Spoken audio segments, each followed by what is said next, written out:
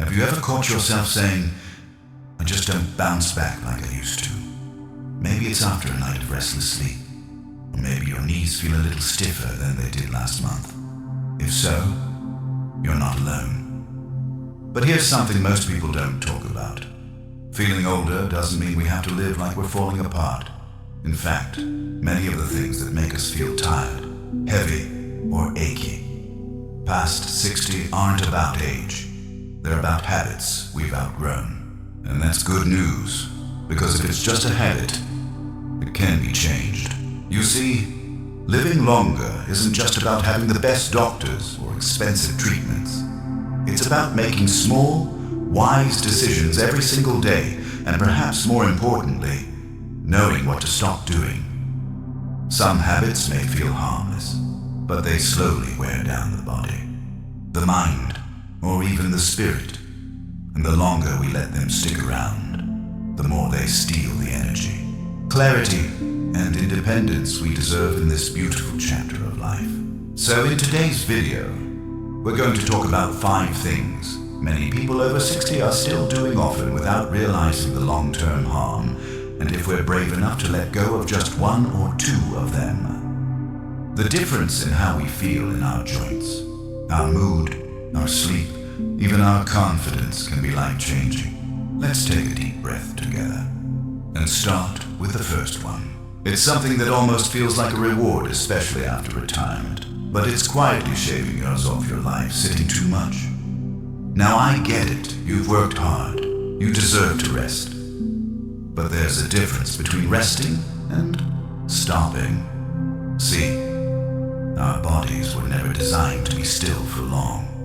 Movement keeps blood flowing to your brain, your muscles, your heart. And when we sit for hours, even if it's while reading or watching our favorite shows, it signals the body to slow down. 2, your metabolism dips, your joints get stiff, your muscles shrink faster than they should, and worse, your risk for conditions like heart disease, type 2 diabetes, and memory loss starts climbing quietly in the background.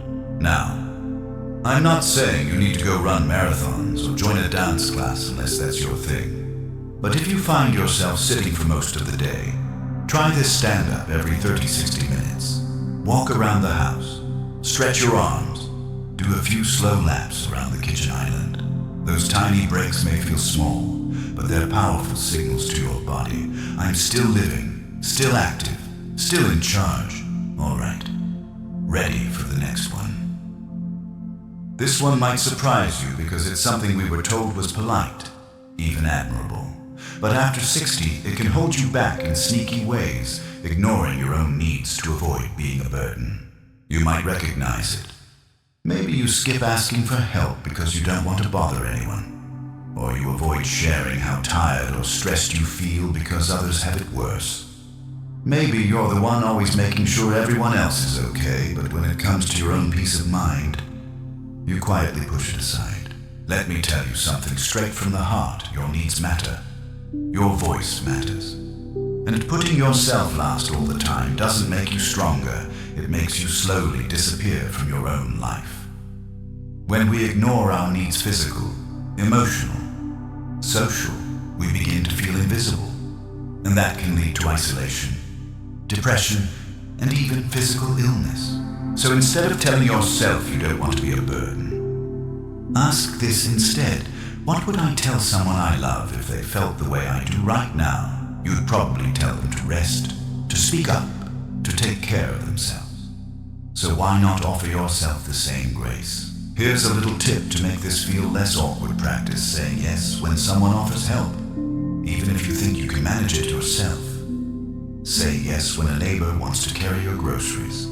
Say yes to that family member who says, "Want me to come by?" These small moments of receiving are not signs of weakness. They're acts of connection. They keep you human, whole, and emotionally strong. Now, if you've been nodding your head or maybe even feeling a little emotional, that's okay. Change isn't always about big dramatic moments. Sometimes it's as gentle as recognizing a truth you've ignored for too long and choosing to do something different. starting today. Let's keep going. There's more we need to talk about, and it just might surprise you how powerful these next steps are. So, we've already talked about the dangers of sitting too much, and the silent damage that comes from putting your own needs last. Both of those can feel so normal, even comforting in a way, but they slowly take a toll. And the next habit is one that's often wrapped in good intentions, but can become a trap for your physical and emotional health if you're not careful. Let's talk about skipping meals, especially breakfast or eating too little. Now, you might think, well, I'm not as hungry as I used to be, or I need to lose a few pounds, so eating less is good. Right, but here's the thing: as we age, our appetite might change, but our body's need for nutrients doesn't. In fact, your need for quality fuel becomes even more important. When you go too long without eating, or when you snack lightly instead of having real meals, your body doesn't get the building blocks it needs to maintain muscle, keep your brain sharp, or power your immune system. Over time, that can lead to weakness, poor balance, slower healing, and yes, even a shorter lifespan. And if you're someone who skips breakfast entirely, thinking it saves time or calories, that small decision sends your body into a kind of stress mode. Your blood sugar drops, your metabolism slows down, and your energy feels off all day. Breakfast doesn't need to be big, just balanced. Maybe a boiled egg and a slice of whole grain toast. Maybe some oatmeal with berries. A smoothie with a bit of protein. Just something to remind your body I'm still taking care of you. You don't have to eat like you're 30 again, but you do need to eat on purpose. Nourish your body like you would care for a garden you love, not too much, not too little, but enough to help it thrive. Now, let's move to something a little deeper, something many seniors carry quietly for years, holding on to resentment or regrets. You know, the body remembers pain. Not just physical pain, but emotional pain too. And when we carry bitterness or guilt or old stories about what should have been, it doesn't just live in our minds. It settles in our muscles, in our sleep, even in how we breathe. And over time, it can begin to shape the way our body works. The stress chemicals stay high. The immune system becomes more reactive. Healing slows down. And here's the truth: holding on doesn't punish the people who hurt us. It punishes us. Every single day we carry that weight. It takes energy we could have used for joy, for connection, for rest, for creativity. But forgiveness, real forgiveness, isn't about saying what happened was okay. It's about saying, I'm not going to let this define the rest of my life. It's about giving yourself freedom. Freedom to feel light again. Freedom to be fully here, in this moment, without the shadow of yesterday creeping in. If this feels hard, and it often does, try starting small. Write down the name of a person or a moment you still feel anger or regret toward. Then, instead of judging it, just sit with it. Breathe. Maybe whisper to yourself, I release what I cannot change. And keep doing that, day after day, bit by bit. Forgiveness isn't a one-time decision, it's a process. And it can be one of the most healing things you ever give yourself. Now, I want you to pause for a moment and check in with yourself.